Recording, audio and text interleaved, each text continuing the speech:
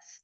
So I've started recording, and just to recap that, I've played the video that was showing what we recorded way back in the year 2020 during COVID, and how skills development then as now remains critical.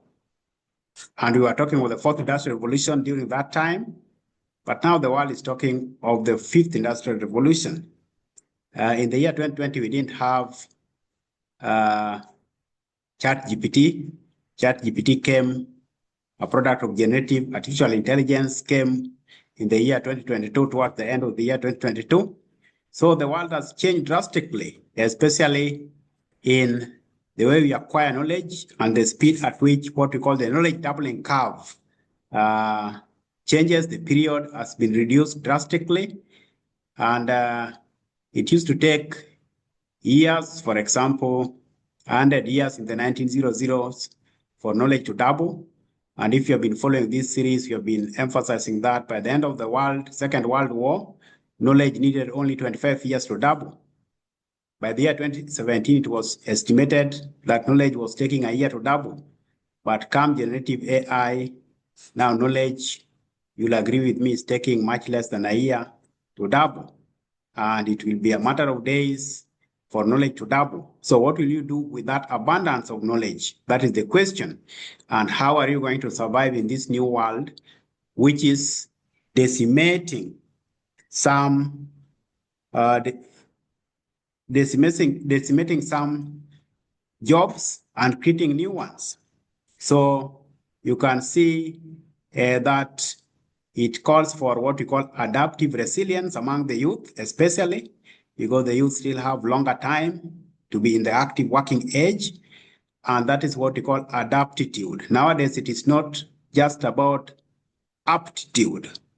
It is about adaptitude. So that word adaptitude is critical because it speaks to the ability to adapt given your capabilities, given your aptitude, given your refined skills. You still need to work on adapting to the changing curve of knowledge and evolution in technology. That is why the topic is timely, from the fourth industrial revolution to the fifth industrial revolution. What do you need to adapt? So that is what we are going to cover today. And I welcome all of you to this session. So I'm going to display what we are going to cover today. Just a minute as I share the screen.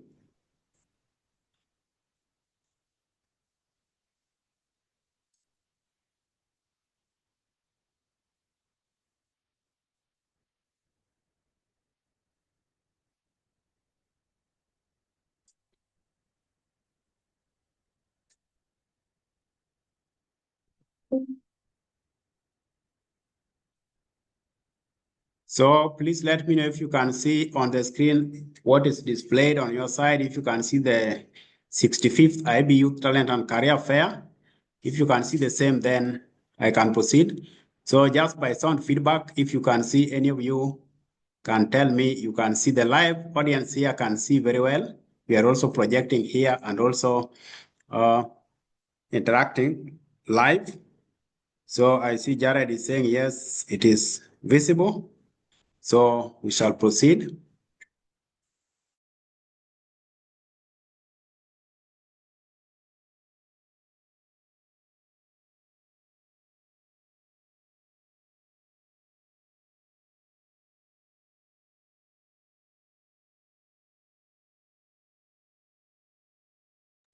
Okay, so we are proceeding.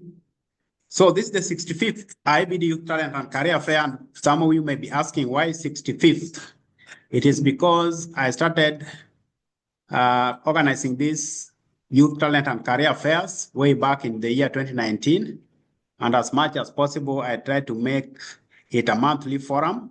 Before COVID, we used to meet physically. But after COVID, we decided to be more innovative and change these ones into hybrid monthly forums. That is why we have in-person audience and virtual audience. So today, this session is the 65th since I started airing this monthly Youth Forum series. And I named the series Youth Talent and Career Fair because I discovered that the youth are rich in talents, but those talents need to be refined and they need mentorship, and they also need to align their talent development trajectory with the changing careers of the day, the changing labor market demographics. So that is why I named the series Youth Talent and Career Fair under IBD. IBD is Impact Wireless Digital in full, and I was keen on ensuring that we can be impactful in our mentorship of the youth. I was also thinking in a borderless manner, not limited by territorial boundaries, believing that the skills the youth have should enable them to be global citizens so that they can work anywhere in the world. And I also had digital because the digital age was already here with us, and the digital revolution was unrelenting in its velocity and impact. So that is why I came up with Impact Borderless Digital as a youth mentorship program, which has now been concretized by registration as Impact Wireless Digital. And I work very closely with two youth in this, namely Beda Ogola and Bilford Otieno. They must have joined us online as well. So this 65th Youth Talent and Career Fair is focusing on from 4IR to 5IR. That is from the fourth industrial revolution to the fifth industrial revolution. What is the skills revolution challenge to the youth to be relevant in the future of work? And we shall see some examples. So this is just a snapshot of some of the live audience we have here at Taita Taveta University. Those are the topics we cover during our youth mentorship forum series. And you can see everything that the youth need to be relevant in this era has been covered under those six key headings. And over the years, I've realized that the youth have fallen in love with number 3, issues of writing letters of motivation, application letters, email etiquette, and CVs. Number 4, facing the interview panel. How can they answer questions when they approach an interview panel, including the common question of tell us about yourself. And then the youth are particularly interested in number 6, your passport to the world. They ask about scholarships and how they can be relevant in this era as global netizens, not even citizens, netizens, netizenry. We are in a digitally connected world. So that is just Impact Wireless Digital, the logo. Those 3 are the core values of Impact Wireless Digital: diligence, excellence, and intergenerational responsibility. And the tagline is impact without imposition. That is our vision and our mission. And then other programs we have like the IBD Talent Academy and IBD Education Fund, because talent management is critical to ensuring that you can be impactful. And in the Education Fund I've talked about, and here I acknowledge friends who have been assisting us in this. For example, we have a very supportive friend in Canada who has been assisting us, generous gifts or grants, which have helped us to respond to the needs of some talented students. We are focusing on the age 14 to 24, those talented students who may be facing financial problems and they need maybe 10,000, 20,000 to pay fee balances. So those friends have been very helpful, and we pray that they shall continue in that line. So those are just some of the snapshots of the places we have been to physically for youth mentorship series. You can see some in Homa Bay, in Kisumu, and in Voi as well, where our university is located. And some sessions we have had just to brief our students before they depart to Germany, because every year under a project we call CEMEREM, Center of Excellence for Mining, Environmental Engineering and Resource Management. We have been taking our students to Germany in July for summer school, an exchange program that has been active since the year 2017. And it has benefited so many, apart from giving scholarships to sponsor students across East Africa, taking master's degrees for environmental engineering, process engineering, mining engineering, and MBA natural resource management. So from here, I've shown you much of the introduction. So I want us to go straight to the fourth industrial revolution we are talking about. So you can see there are so many slides because over the years, this is the 5th year of IBD. So over the years, we have gathered a lot of content. So we deliver according to the topic to be covered for a particular youth forum. So today we shall not talk so much about CVs unless you ask questions about it. Neither shall we talk so much about facing an interview panel, but we are going to focus on fourth industrial revolution and the fifth industrial revolution and what they portend for the youth and their skills development. So that is what I'm going to display from here. So again, let me know if you can see the slide number. That is slide number 191. 190, yeah, slide number 190. So from slide number 190, fourth industrial revolution, 4IR versus fifth industrial revolution. So again, can I know as a matter of feedback, if you can see that slide being displayed? And if you can, I can continue. Then we'll have a discussion, questions and comments at the end. And if you have any questions on career development, maybe the courses of the future, maybe anything like CVs, writing, motivation letters, scholarships that are available, you can ask. You'll be able to ask those questions after this. But for now, let's focus on this slide. And let me get feedback from the virtual audience. Can you see what is being displayed on the screen as fourth industrial revolution versus fifth industrial revolution? If you can, then I shall proceed.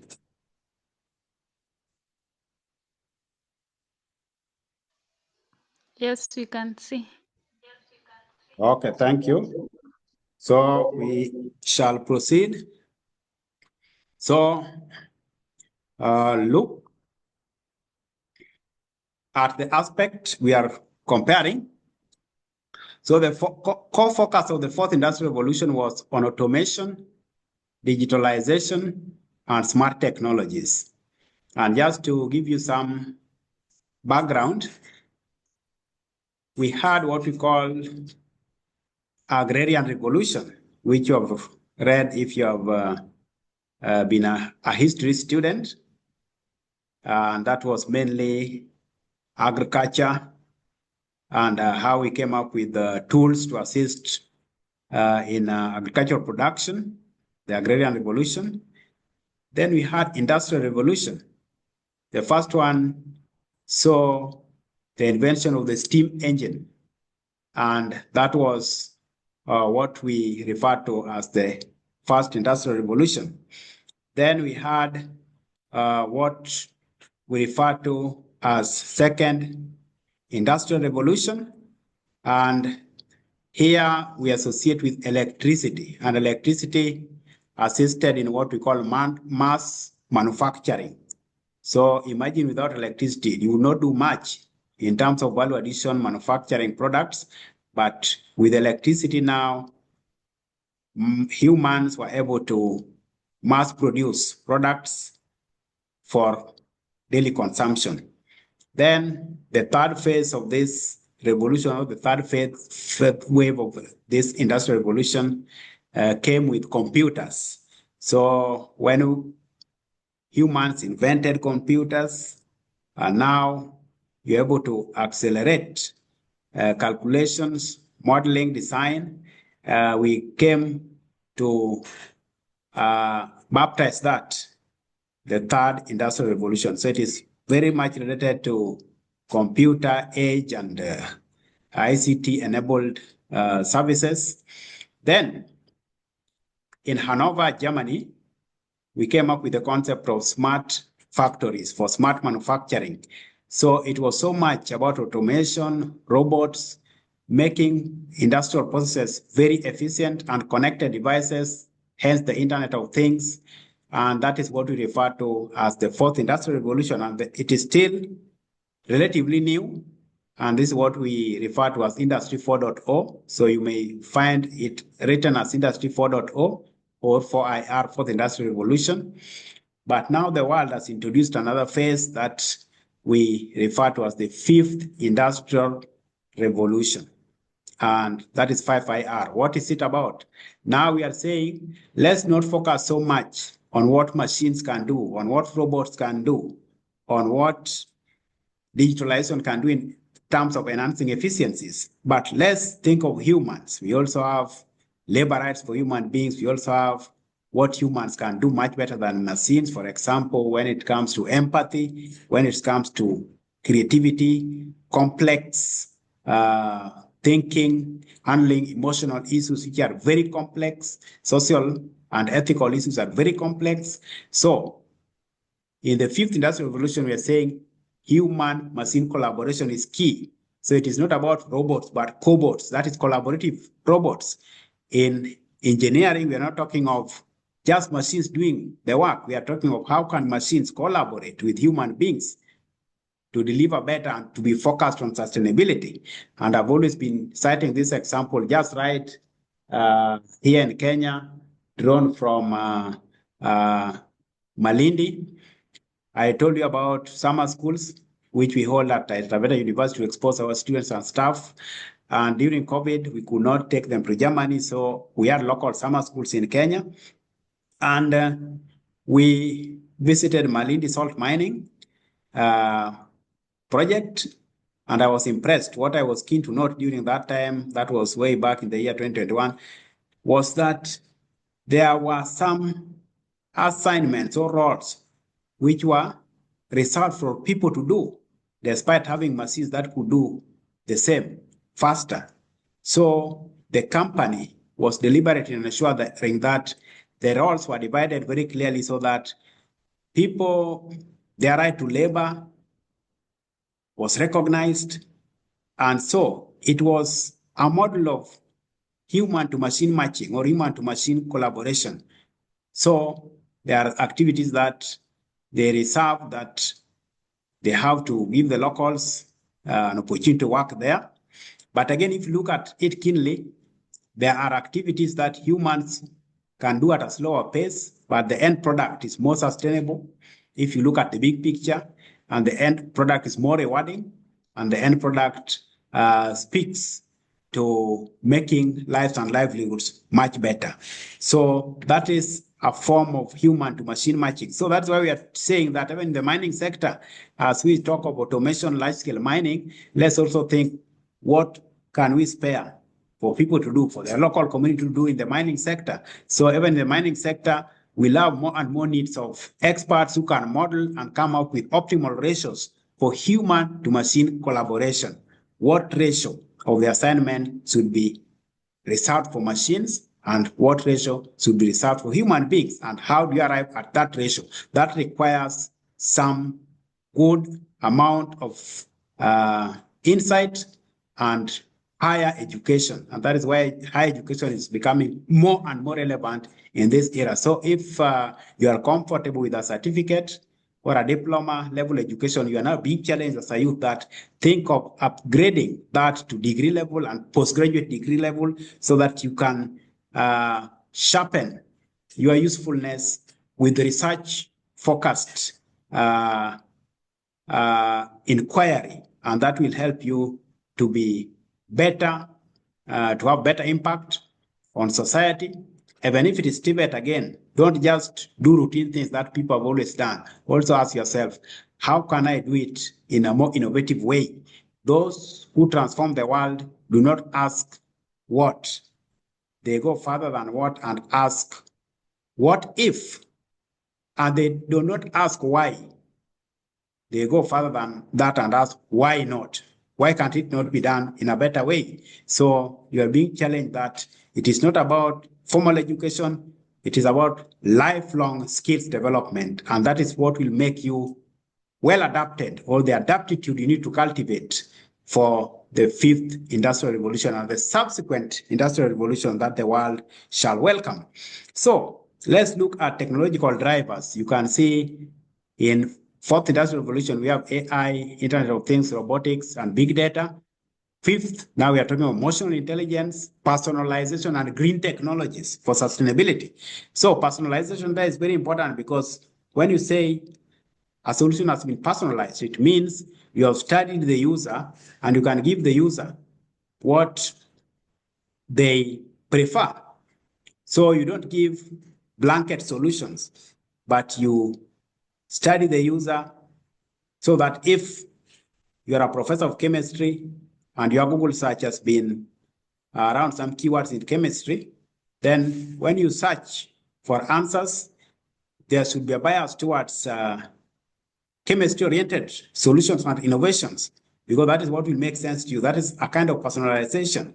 And can you personalize an innovation so that when someone needs some rest, your YouTube can select the music this person has been playing over the year and likes listening to.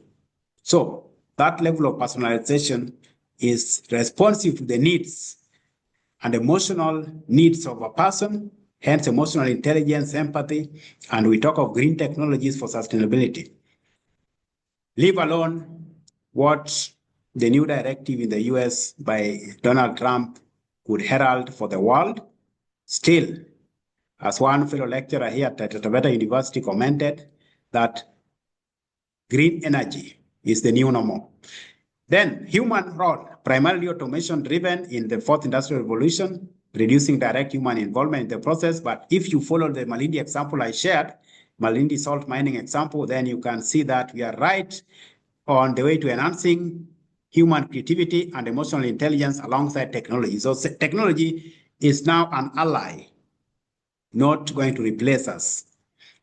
Goal is efficiency, productivity, and cost reduction. That has been the goal 4IR has been obsessed with. But now in the fifth industrial revolution, the goal is now personalization, well-being, purpose-driven innovation. Look at the economic model. We are talking of circularity in the fifth industrial revolution. For example, before we started this meeting, I shared one example in India and Nepal, plastic waste being used to pave roads. Instead of all that going to waste, you can use tons of low-quality plastic to reduce the amount of bitumen you need to bind the aggregate. And you come up with roads that can last longer than ones which are made using bitumen, petroleum product purely. So you can see that is a level of innovation that can change waste from the linear model of produce, use, and dispose to circular model where you reuse, recycle, and you recover, and you even reduce the waste in the first place. So let's come to key characteristics of 4IR. We talk of cyber physical systems and connected devices in Industry 4.0, but now we talk of empathy-driven and collaborative robots. I talked of collaborative robots, which we now call cobots, not robots. They are collaborative. They are collaborating with you for social well-being. So in the fourth industrial revolution, for example, this country in Europe called the Republic of Estonia, reporting one of the highest levels of automation globally. You have a robot delivering a pizza at your doorstep, but can you personalize that robot so that the service the robot is giving you, they already know the kind of pizza you like, the temperature you want it delivered at, so that even as the robot transports the pizza to your doorstep, it keeps the temperature constant at the level that you like it, personalization. And so it demands of us a higher level of creativity to deliver such personalized services and also to have a well-mapped and planned built environment so that you can get the addresses of those buildings more easily and also enhance security for the well-being of citizens. Environmental impact, resource intensive, 4IR, very resource intensive. For example, you like using AI and all that, but have you asked yourself how much energy it takes just to calibrate, use the data, and develop an AI model? And the amount of energy used is mind-blowing. It can sustain the life of average American households for years, and a high number of households you can check. So AI is not bringing down resource intensivity or intensive use of resources. It is raising it. So emissions are also increasing as you try to come up with these models because you're using electricity, a lot of it. So we are talking of in the fifth industrial revolution, how can we consider sustainable ways so that we can achieve sustainable consumption and production and integrate green technologies into all these processes. So it is not about efficiency at whatever cost, but it is about ensuring that we look at the big picture, human well-being, and issues of empathy, and the compelling issues of sustainable development. Now, ethical considerations. The ethical consideration in the fifth industrial revolution should be taking center stage. So we consider the ethics, human rights, promoting human values and ecological balance. And these human rights include rights to labor rights, and gender rights. For example, when you are making machines in engineering, are you just thinking of right-handed people? What of left-handed people? And are you just making machines that are masculine, that are meant for men to use? Are you thinking of the ergonomics that would be better for women? Because women are also engineers. There's no profession that has left out women nowadays. So those are ethical considerations that must come into play, and gender differentiated personalization that must come into focus. Then examples of technologies, I talked of smart factories with a history from Manova in Germany, and the origin of the fourth industrial revolution as a concept. And now we are talking of AI and human collaboration tools, bio-innovations, carbon neutrality. So we are talking of carbon neutrality. Can you ensure that the carbon emissions are counteracted by sinks so that you have net zero, a net zero path in your production and consumption processes? For example, this country, we have been giving this example, Republic of Bhutan near India, is already carbon neutral. So can we achieve that? And there are countries that have set their targets for carbon neutrality. For example, Finland set a target of by the year 2035, which is not far, to be carbon neutral. So what is your target? And the fifth industrial revolution would hasten progress towards that. You talk of bio-innovations. Why bio-innovations? Because in the convergence of technologies and inventions, we saw what we call convergence of physics and engineering, such that it is very hard to draw a sharp line dividing physics from engineering. They have to collaborate and come up with modern innovations. But now we are saying we need to go further than that. Engineering and biological systems. And biological systems are the masterpiece in nature in terms of efficiency and complexity. So how can engineering learn from biological systems to be more sustainable and to deliver solutions that are more in sync with the way the nature works? And that is why we are talking of bio-innovations. So we are talking of new disciplines such as synthetic biology, ecological engineering. Have you thought of those? And if you are a student now thinking of furthering your studies and you are fascinated with the fifth industrial revolution, then have you checked? Maybe you want to go abroad to study in the United States, Australia, Canada. Germany, have you checked if they are offering such future-oriented courses such as ecological engineering, synthetic biology, and all that? Because when you talk of synthetic biology, there's biology, but you also want to learn from use synthetic materials to mimic the way nature works. Now, workforce dynamics. In the fourth industrial revolution, we have been focusing on skills development and being tech savvy. But now we are now saying in the fifth industrial revolution, emphasis on emotional intelligence, creativity, and human-centric roles. And so with all this and the distinction you have seen between 4IR and 5IR, it becomes obvious that the way we have thought of skills development as it has been must change. It has been challenged. And the professions that we have thought of as more soft are emerging to be more relevant as human centricity gains relevance. And that is why, as we go to the next slide, we are now saying, look at the latest report from the World Economic Forum, the Future of Jobs report of 2025. It is, what it said is that for every 46 jobs lost to automation, 85 new jobs are created.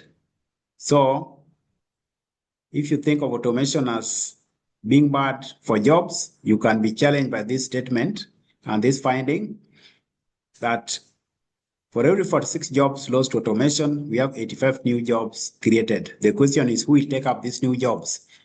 It is the youth who are well-skilled in the right areas and are adaptive enough. They have cultivated what we call the adaptitude for this era, this new era. And the Future of Jobs report highlights both the fastest growing and fastest declining roles by the year 2030. So look at the fastest growing roles from the year 2025 to 2030.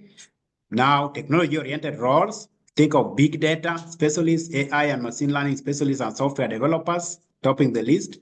Green jobs, so are you thinking of being a renewable energy engineer, being an environmental engineer?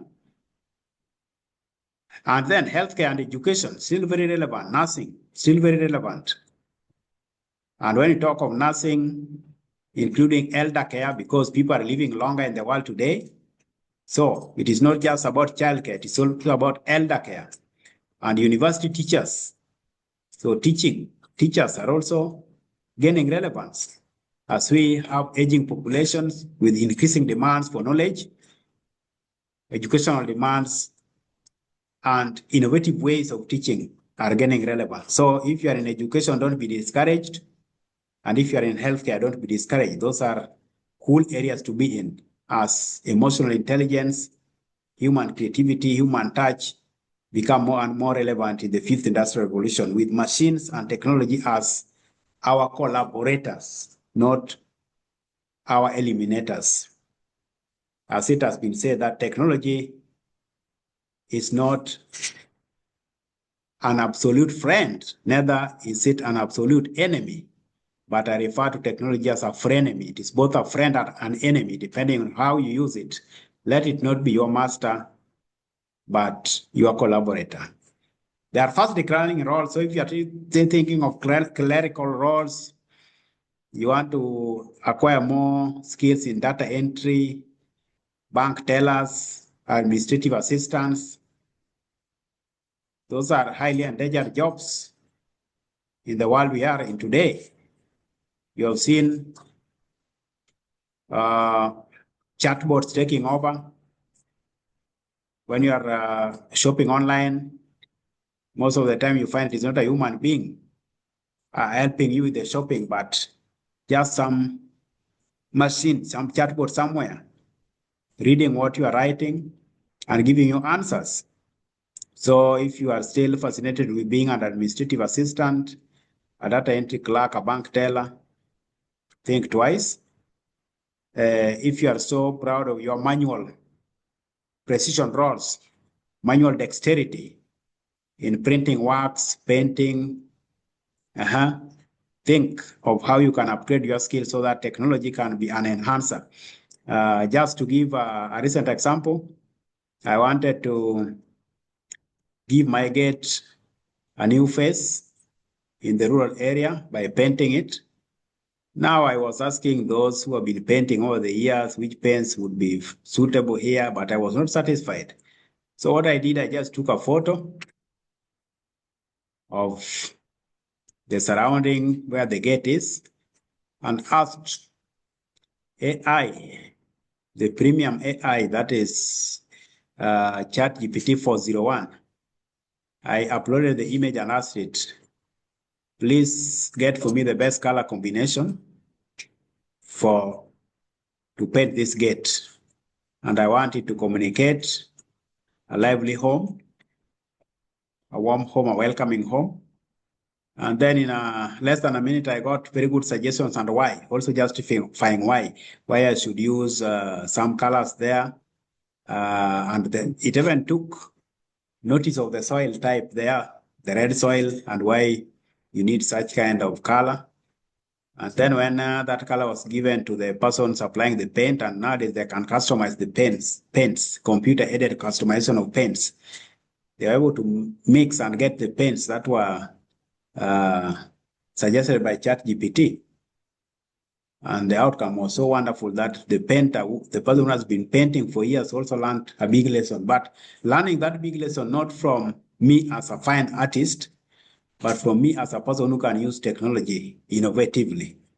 What if I didn't know that I could ask ChatGPT to give me that? Imagine the blunder, because the first suggestion was to paint it orange and white, and red soil is there. Look at that. So if you are so keen on those assignments of manual precision, think of how you can reskill and upskill to be relevant, and how you can use technology now to enhance your experience and give better recommendations. I don't know what will happen to some drivers, but the consolation is that it is still some time before those self-driving cars penetrate struggling roads, road infrastructures like ours. But it is real that it is catching up with us. I think the grandchildren, our children will be wondering how idle as human beings we were, that we could be on a steering for 6 hours from Voi to Nairobi. Did we have anything better to do? Just on the steering when they have self-driving cars. So how should youth adjust to thrive in this evolving job landscape? The youth must focus on the following strategies: acquire in-demand skills. So you can see these in-demand skills are not only technical, they're also soft skills: adaptability and creativity, resilience. You talk to other people when you are under stress. Talk to other people, be resilient, look for activities, social engagement activities, and you realize that you are not alone. Okay? You thought you came from the poorest family until you find someone who is from a poorer family. Then you ask yourself, oh, mine is manageable then. Okay? Then lifelong learning and upskilling with a 9% of skill sets projected to transform by 2030. Continuous learning is essential. For example, you see I'm a teacher of surveying, but I have to go the extra mile to know what is happening in other areas to be relevant. So I've taken that initiative to be listening to Babbage, for example, which is part of the strategic intelligence series by The Economist. I also listen to some strategic communication, and even subscribing to the Forum of Nobel Laureates, so that you can know that it's not all about genius. It is also about hard work that is focused. For example, there's a Nobel laureate in chemistry who failed in chemistry terribly, but he didn't take it that way, that he could not rise and make it again.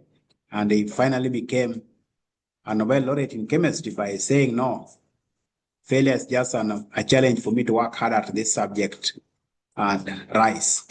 So adapt to hybrid roles, prioritize flexibility and resilience, seek opportunities in growth sectors. So technology sector, healthcare sector, education, and green energy sector. And that is why I appreciate those of you who are here live today at Taita Taveta University, the youth who are here, our own students at Taita Taveta University, that you can take time and listen to such monthly youth mentorship forums. And you also went the extra mile to help in co-organizing the 10th GS Day celebration at Taita Taveta University.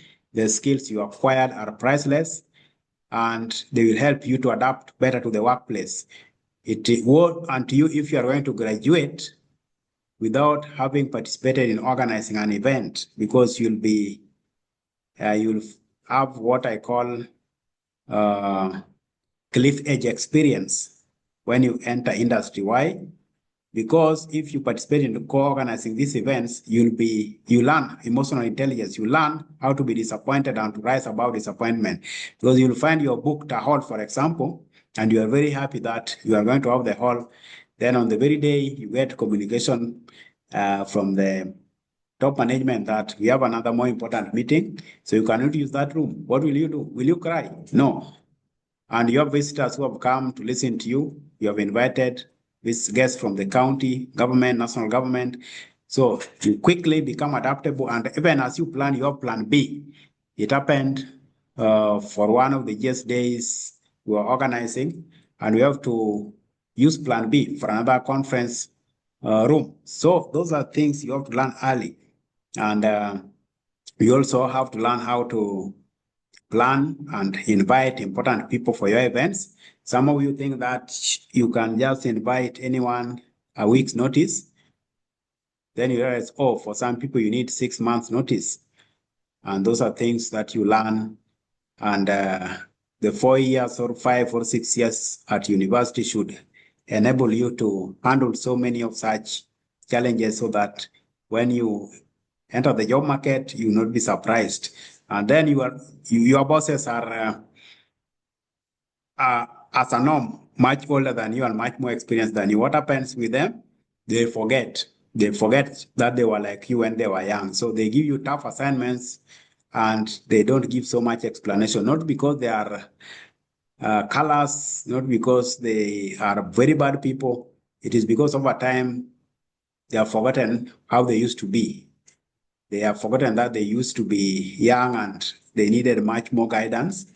So they give you those assignments, and because if it is a private sector, then they are profit driven and they want things done very fast.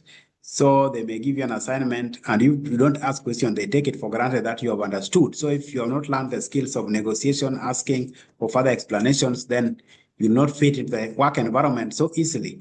And you'll think those bosses are very bad people. No, they're not very bad people, only that it is many years, maybe 20 years since they graduated, 30 years. So to them, going about the business has become second nature. And to you, you are still learning. So when you go there, when you are newly employed, don't be comfortable thinking that your first class honors is enough for up a second. Talk to the people who are there, including people in support sectors, support staff. Talk to them to know your way around the organization and who can help you with mentorship, who is ready for mentoring you and all that. Then you'll get your way around, and don't just say yes when you don't understand all the instructions right. So those are some of the emotional soft issues, emotional intelligence issues that you need to enter the marketplace effectively and be in sync with the fifth industrial revolution. So I would like us to end it there. And now it is time for questions. It is time for comments, including the live audience here. So it is not restricted to the virtual audience. The live audience can also ask questions. Thank you for attending this session. And I'm now here ready to answer your questions or integrate your comments. And even as we do that, in these online forums, we do have a way of evaluating the session. So you will also see on your side a poll. That poll is asking you to evaluate the session so that we can do better next time.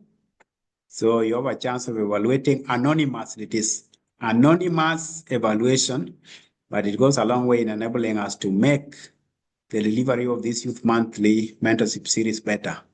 Thank you. Now it is time for questions, comments, and answers.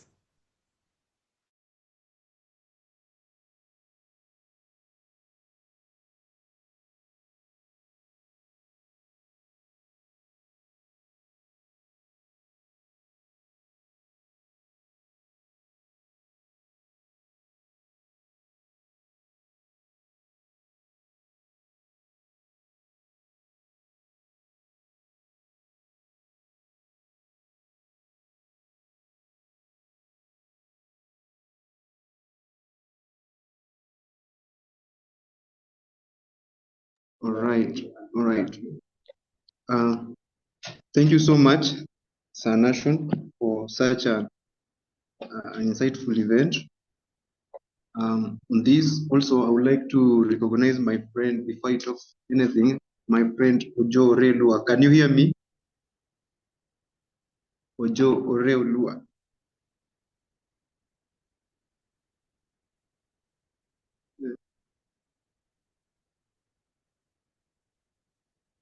Oreolua is a friend of mine. I don't know, maybe if he's having a network issue, but I see him on. Just wanted to recognize his presence so that next time he can be part of us also. Thank you. Thank you. And now let's get any questions and answers or comments before we close for today.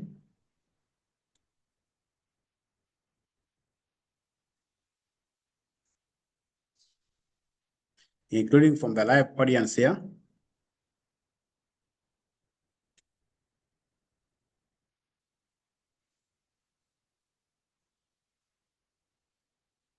And for you to speak, you need to unmute first. Maybe you are speaking without unmuting.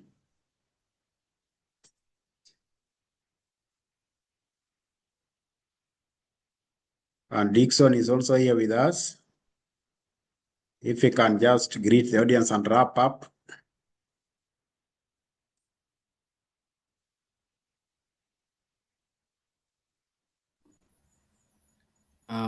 So I think it's good evening, everyone. Good evening. Those that are in Kenya, yes, my name is Dixon, and it's always a pleasure to join such forums and learn. I think today I've learned at least something new on the fifth industrial revolution and specifically on the cobots, which I think that is one thing that I've learned. And just to encourage my fellow youths that it's always good to join such forums and learn, and I think utilize whatever we learn so that we become better and better. Otherwise, thank you so much, Nation, for creating time to give us such wisdom. And to everyone else, you may have a good evening. Thank you. Welcome. And Dennis was a co-host assisting with our meeting people. Dennis, is there anything you can tell your Taita Taveta University colleagues, you as an alumnus of Taita Taveta University? Hello, good evening, everyone. I don't have much to say, but to just thank you, Dr. National Adero, for your continued guidance to us. We are really learning so much. Ever since I knew you when I was still studying at Taita Taveta University, I didn't want to miss this great opportunity to join such a meeting, because every day we are learning a new thing and we are boosting our skills out here, and which are really helping us grow and interact with our fellow people out here. Thank you so much and have a great evening. Thank you. Thank you.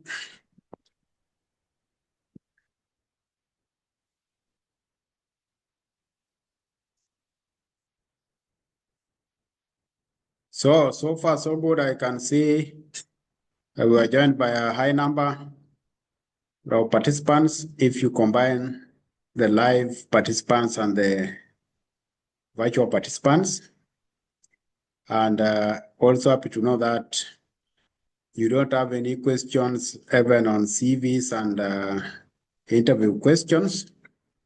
So it means next time we'll go into more and more topics, because it seems now you are very well versed with handling those issues of looking for jobs, tweaking your CV to be relevant, motivation letters for scholarships. So it means that over time, this series has been impacting you positively. And I'll now ask for any volunteer from the live audience here to come and say something. Any volunteer, if there's something you'd like others to know. But that is not locking out the virtual audience. If there's something you still want to ask or comment on, including in the chat section, you are welcome to do so. But let's get any volunteer from the live audience here to say something.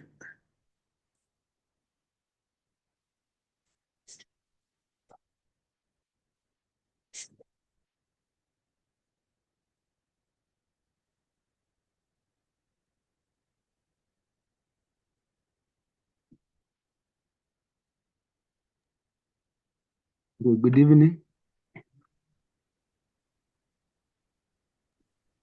Good evening. Hi everyone. How to come here? To be heard, you have to come here.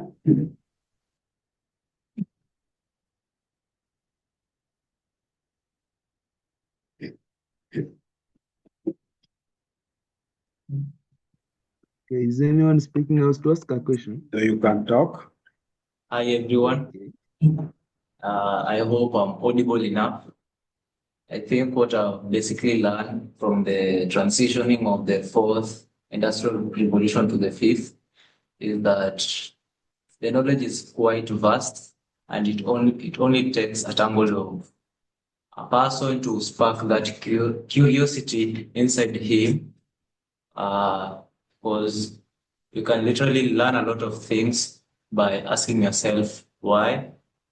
And that question that you pose to yourself will ignite many solutions to the problems that are there.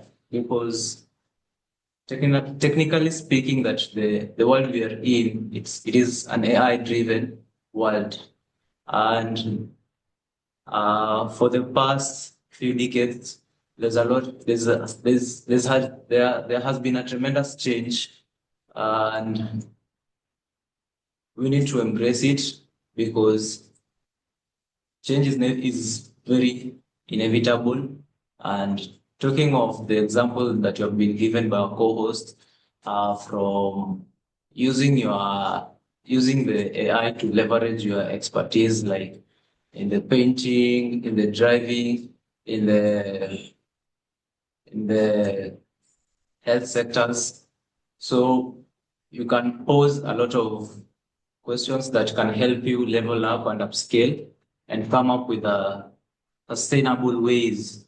Because we are talking of AI is not just being the robots doing the stuff, because there's an aspect that a robot or an AI cannot handle, and that is the emotional part. And this has taught me to gain up these skills, because they are quite in demand, like the communication, the empathy part, whereby you need to pour out to someone else so that you can feel that your burden is lesser than the other one. Basically, it's just knowledge sharing. So these are skills that they are transitioning, and they are very, very important to the transformation of the fifth year that we are entering the industrial revolution era, that is the fifth one. I will say that I've quite learned a lot, and it's a pleasure to be in this panel and to get to learn a lot, because the way I entered here is not the way I'm going to exit. So thank you. Oh, welcome. And with that, I say thank you, and we'll meet again for the next youth forum.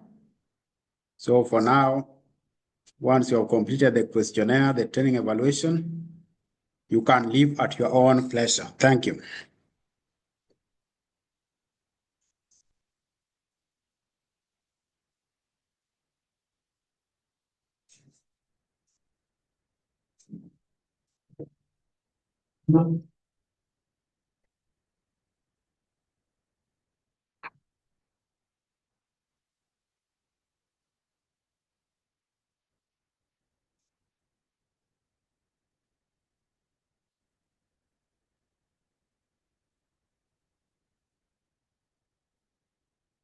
So you can see there's a question in the chat section.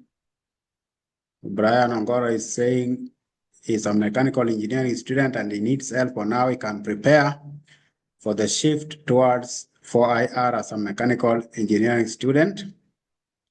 And I thought you are going to say shift towards 5IR because we are talking of shifting from 4IR to 5IR. But in mechanical engineering, of course, there's a lot to do with machines and how can machines help us to be more efficient? That is the fourth industrial revolution. How can we have connected devices and improve efficiency, including the speed of arriving at solutions? But if you are talking of now going to the fifth IR, that is fifth industrial revolution, then what of machine to human collaboration? So even as you think of innovations in mechanical engineering, think of their usability, their user-friendliness to different people. We talked of the fifth industrial revolution being human-centered, but at the same time, personalized. So how can you come up with innovations that are sensitive to the needs of different people? For example, I don't know if cars are really made with people living with disability, but who can still drive in mind. And I don't know if these cars are made with differences in gender in mind. So if you talk of the design, ergonomics, or comfort, concentration, how can you make them more user-friendly and more responsive to the needs of different people across age profiles, across gender profiles, and in terms of disability, living with disabilities of various kinds and vulnerabilities of various kinds? So you can see even in mechanical engineering, there's a lot that can go in terms of emotional intelligence to come up with machines that are more user-friendly, and also to come up with ways of ensuring that human-to-machine collaboration, or cobots, for example, are delivered on as much as possible. So that's how I can answer that. Thank you for that question. It was sent to the chat section, because some people maybe are not able to talk, but they can still share questions in the chat section. So thank you. So I can see we have also done well in terms of answering the poll, the training evaluation. And let me see how the transmission was. So the transmission was very good. 91% of you said it was excellent. And then rate the quality of training contents. Again, 91% of you said excellent. Rate the quality of the key speaker. 91% said excellent. Rate the quality of the supporting staff, co-moderators, 64% said excellent, 36% fair. How interactive was the session? 55% said excellent interaction and exchange. 45% said fair interaction. And then when it comes to given another chance to attend, what you recommend most? So I see most of you are recommending in terms of recommendation, what is taking the lead is timekeeping. Yeah, I see most of you joined much later after we had started. And some of you are also asking for a longer session. And some of you are asking for a more diverse audience. And also we can see, suggest a topic for the next training event and use keywords. They have not seen any keyword, but maybe I'll see later. So that is what I see has been shared here with us. So I'm going to end in a few minutes. Let me see, there's a question in the chat section again. That is Josiah Mbogo is saying it has really been an insightful session today, being the first one for me to attend. A lot has been learned and a lot is yet to be learned in this ever-changing world. Thank you. Could you share the video recording for this meeting? So that is about sharing the video recording. Yeah, we'll be able to share with those who have requested. So thank you and have a good night. And the parting shot is that it is not anymore about machines and efficiency, but rather human to machine collaboration for emotional intelligence, personalization, and long-term sustainability. Have a great night, and thank you for attending. See you next time. Bye-bye for now from us here and from Impact Parallels Digital. Thank you.